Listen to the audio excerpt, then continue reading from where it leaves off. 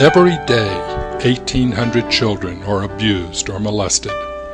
Eventually, there may be an arrest and successful prosecution. Eventually, the child may deal with the trauma. But it starts with the victim bringing the assault into the open. It starts in a place that the child feels safe. It starts here.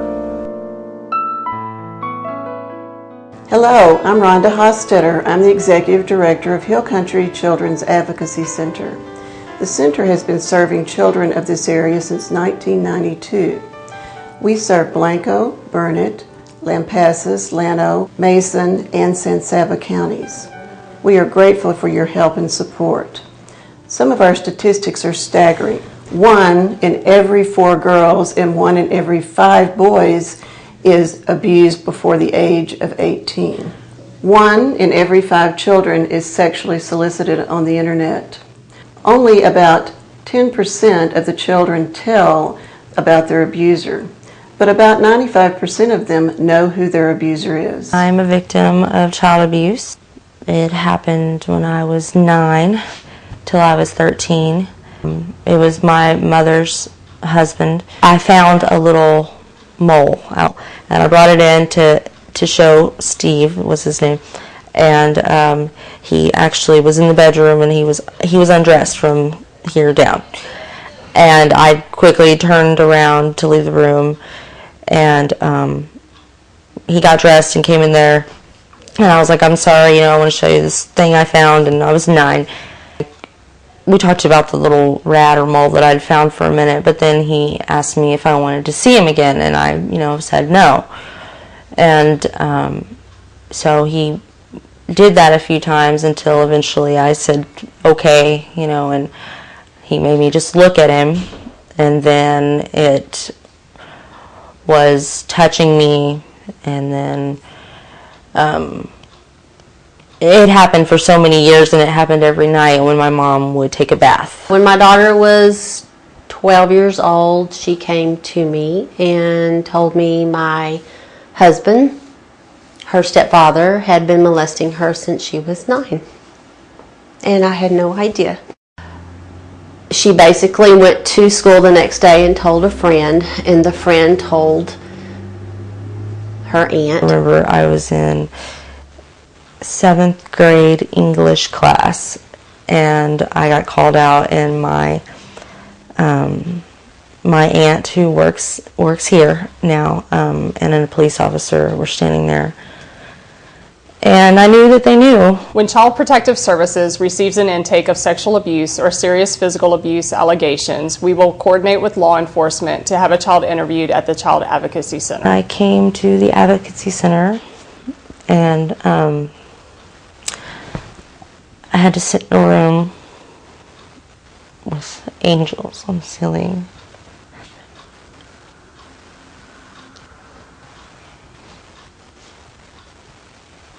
And it was just really embarrassing.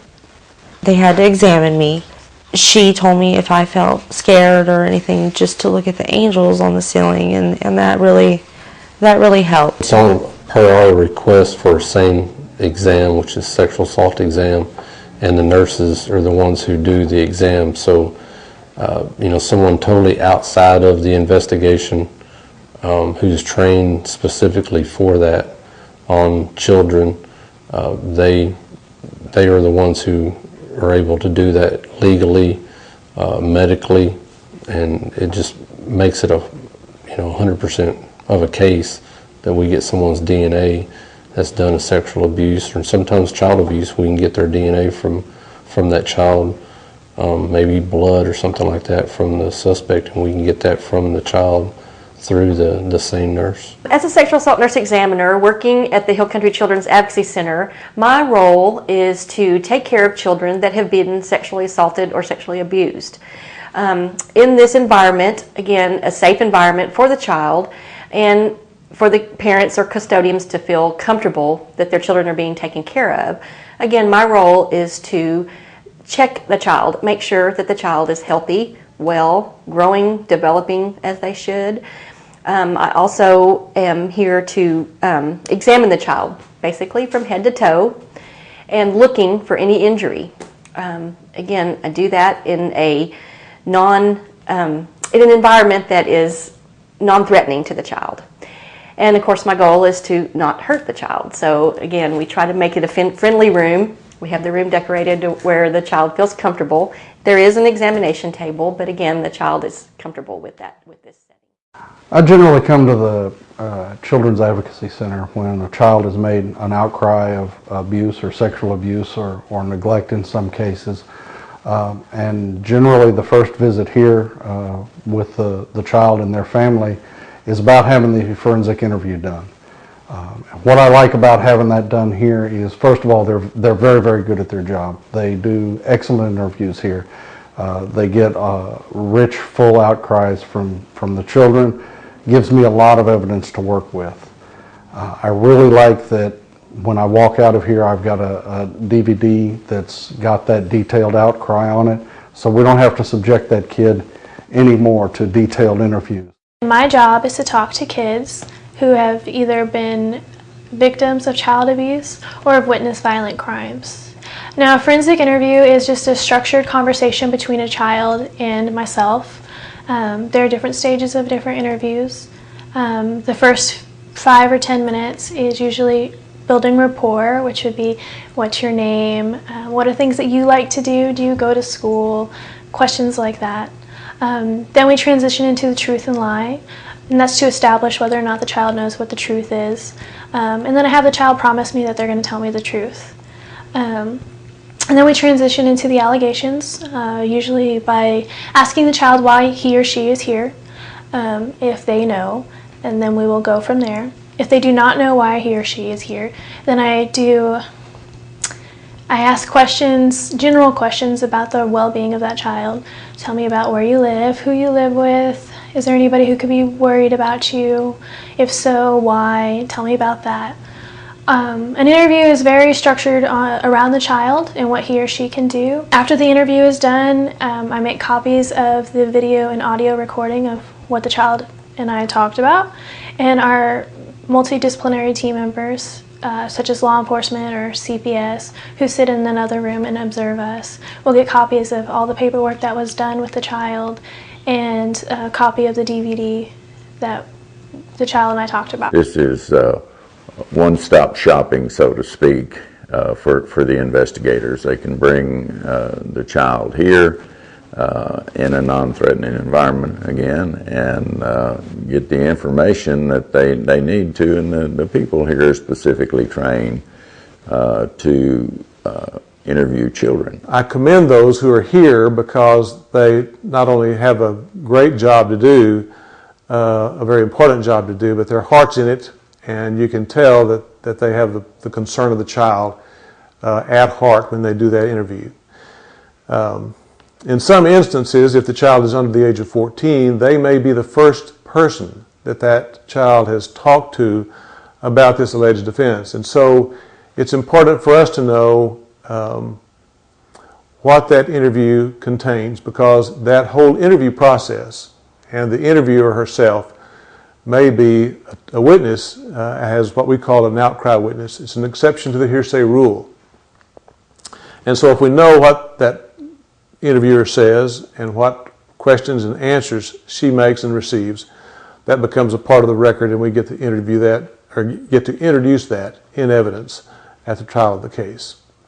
And so my thought is, and my commendation here is, that they continue to do that job that they do so well, because we'll use that every time in the preparation and the trial of the case. They also are able to receive counseling services here, and part of what is really great about that is that as we prepare for trial, we are also able to be sure that the children are receiving the services that they need to be emotionally prepared to testify. You know, telling about your last sexual experience to a room full of people would be terrifying for any one of us, but much less as a small child when you're probably your first sexual experience, and certainly not something you're used to talking about, and for most of them it was not a pleasant experience. So it's really helpful that the children are able to continue to receive services here so that they are prepared for trial as we approach that necessity. Family advocates encourage communication between all systems involved in the investigating and prosecution of child abuse cases, including law enforcement, CPS, the district and the county attorney, as well as the families, and trying to get them to all communicate and collaborate. Ultimately, our role as a family advocate is to advocate for the physical and emotional well-being of the child and the family. I did counseling here, like classes with other people, other girls who had been abused. The Advocacy Center was here to help her with counseling. It was a place she knew she could come at any time, and she did have counseling here. I brought her here once a week once she got back home. I myself had a mother's group I attended here for years, even 2-3 years after it all took place. I came here with other mothers, and it really helped know that I was not alone. My job is to help children heal after the trauma of abuse. We use trauma-focused therapies, talk therapy, play therapy, and sand trade therapy, all to help children heal from the effects of abuse. We also facilitate a group caring for children who've experienced trauma, and we use that to educate parents about the emotional and behavioral effects of trauma, and to provide a parent with tools so that they can help facilitate their child's recovery. Now, for the community as a whole, what the Advocacy Center does, in my opinion, it focuses this community on the welfare of children, the healing of children, and the prosecution of those people that are most dangerous to our children in this community. It helps the focus, it helps the awareness, and it helps get the results we need in this community to help make it one of the safest places we can for all of our children and make it a better community overall. I don't think we could function in a modern day state of prosecution. And what I mean by that is what we call the CSI effect. People watch television and they expect miracles from law enforcement and prosecution. And those television shows are based on entertainment, not science. But without the science and without the process and without the systematic approach to determining the truth that the Children's Advocacy Center provides, especially here at the Hill Country Children's Advocacy Center, we could not be effective in a courtroom, and we could not be effective for our community.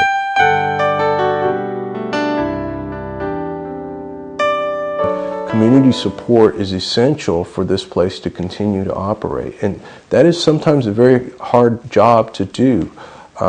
In general, the public isn't aware of such a place that exists.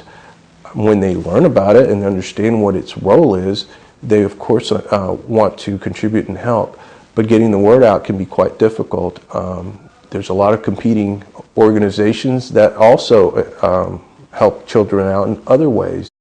I've been here about 3 years, and Yellow Dino and I become really buddies because we go to schools and tell children about things that help keep them safe. We teach them about tricky people. It's not what people look like, but it's what they ask you to do that matters. What if you see a guy in town who wants his puppy found?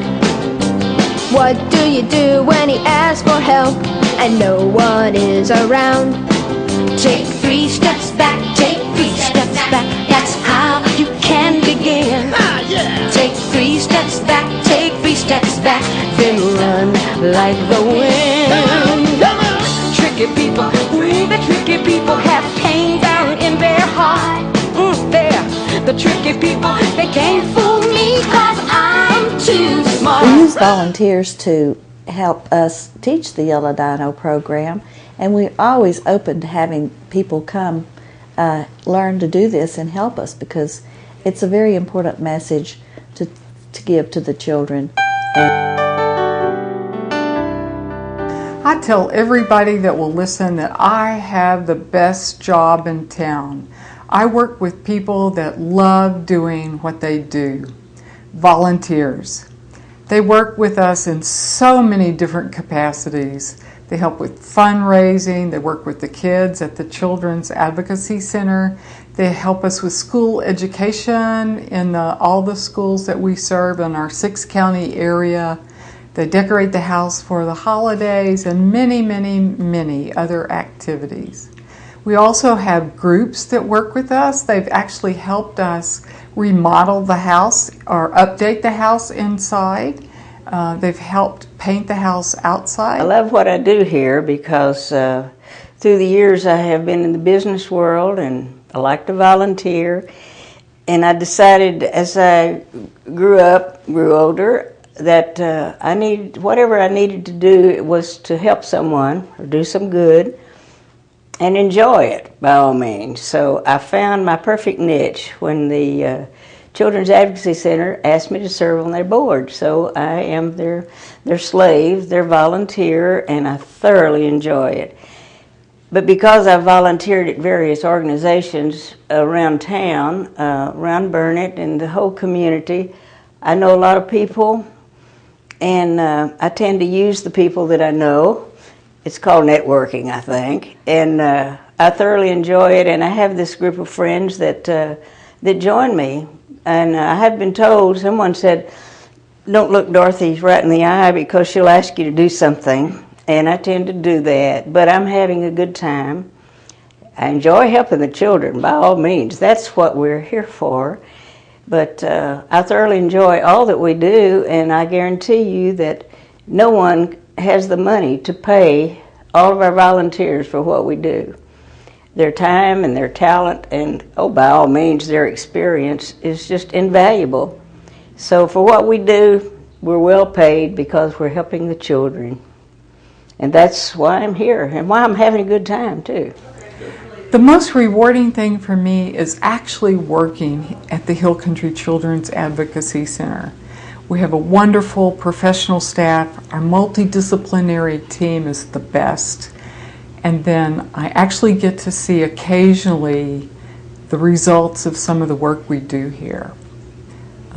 The children that we extend ourselves to are precious.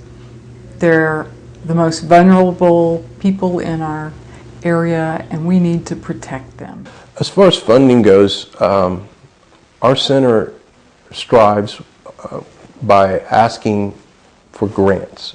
That's one of our primary ways that we receive funds. You know, there's not really tax dollars that are funding us, other than, granted, some of these grants are through agencies that get a tax base, but all those programs are being scrutinized, and we do have budgetary challenges, as we all know, in our government arena. So community contributions is just far more critical to sustain this process. The Advocacy Center, I think it's a wonderful thing, and I think it needs to be something that's spread more. Yeah, I'm very grateful, and I think that you guys do a great job here. Can't say enough good things about them and their operation. I think they're a tremendous asset. Thank you so much for spending time with us today. For more information on how to donate your time, money, and love, go to hccac.org.